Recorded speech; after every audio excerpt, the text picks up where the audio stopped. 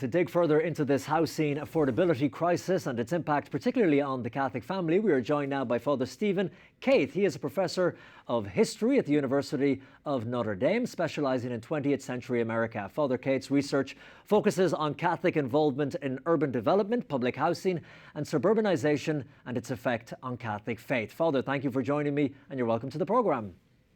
Thanks so much for having me. From the research you have done looking into housing in the 20th century and its economic patterns that you have seen, how would you say and characterise the housing crisis that we see today, let's say compared to housing availability 50 years ago or even 20 years ago? Yes, I think the crisis that we're going through right now is particularly acute. I mean, I focus my research most on the period immediately after World War II, where the housing crisis was caused by the fact that during the Great Depression and during the Second World War, there wasn't a lot of new housing built, and the housing that was built wasn't maintained. And then all of those GIs come home from the war, they want to get married, they want to start a family, and there just wasn't enough housing. And that gets solved in a lot of ways by the GI Bill and other ways of lending money to home buyers and of incentivizing home builders to build more housing. And it's really the suburbanization, the building of mass suburban housing complexes that helps answer that problem. And then in the 70s, when the children of those veterans start to look to buy houses, the baby boom generation, then there's also high demand, but there was also inflation, which was combated by rising interest rates. And so it made some home buying more difficult. But the key point to mention there is that it was still the case that home prices were still relatively low compared to real wages. So the portion of income that a family was spending on housing was still relatively low. Today, we're again having a housing crisis marked by a lack of supply, but especially an affordability crisis. Today, the median home costs more and more of a family's income, to the point where in some major metropolitan regions, even a dual income family, a house is out of reach for them, right? And so I think it is fair to say that even with the kind of ups and downs of housing crises from the 1940s till today, we're in a particularly acute moment, and it's affecting a broader swath of the American population. Yeah, and to give an example of what you're talking about, close to us here in Washington, D.C., in the city of Philadelphia, a single-family home has risen 69% just in the past 8 years. And let's talk about the connection between church and housing, because I know the Catholic Church teaches that there is a link there. In fact, Pope Francis wrote that the family has the right to decent housing, fitting for family life. Pope Leo has said that housing is not an ideology. He said it's truly living the gospel. And I know that you have written extensively on homelessness and public housing, but the current housing crisis, it extends well past low-income families now who are literally trying to get off the streets. This is going into the middle classes. Tell me about that.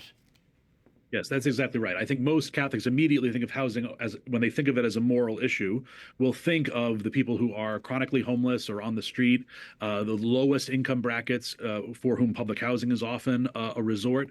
But this housing crisis moves well beyond that. And so it moves into the middle class, as you're saying, even dual income families having a difficult time being able to afford a home that would sustain several children, that's comfortable, that's near the parish that they want to go to, that's near good education, et cetera, et cetera.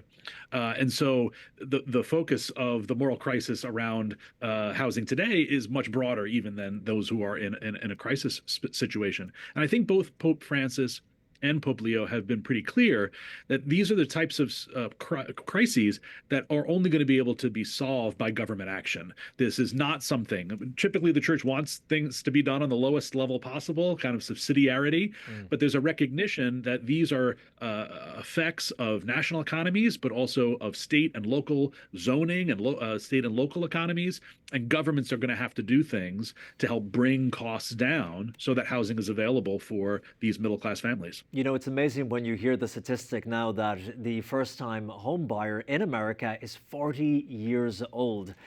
With that statistic, what does this tell us about people then getting married, about starting a family, about wanting to live that dream, their Catholic life? I think we see the way that housing affects all sorts of stages of our moral and psychological and emotional development. If you finish, let's say you go to college, you finish college, when are you able to rent that first apartment or buy that first home? Or are you still living, even after graduation from college, living with your parents? Are you going to cohabitate with the woman that you're dating because we can't afford two apartments in this major city? That's too much. Well, we can't, not going to get married yet, but we'll live together. So now you're cohabitating. You're pushing marriage off. We can't afford to buy a house. Okay, you finally buy a house. Well, are we going to have kids? How many kids are we going to have? Are we going to limit family size? And then are we going to be able to live near either of our parents, who might be able to provide daycare for our children? We can provide family support as those parents age and need health care. So there's all sorts of familial connections that housing is involved in, that then people have to make these decisions, and they're constrained by the availability and the affordability of housing. And what do you say to those people when they come to you, those young couples? Many friends that I have who say we're holding off to get married until it's affordable. Then when we do get married, the house isn't big enough to have children yet. So we're waiting. And it can be so disheartening for them when they see no end to this, that there is no stage down the tracks when they could afford that house that they want.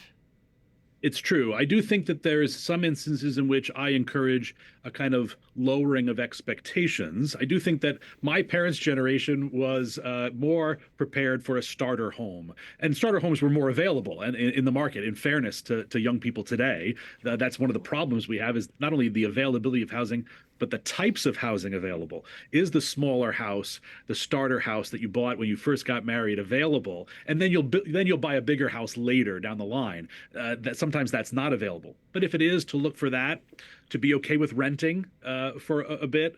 I think there's other ways that we need to encourage kind of collaborative solutions, right?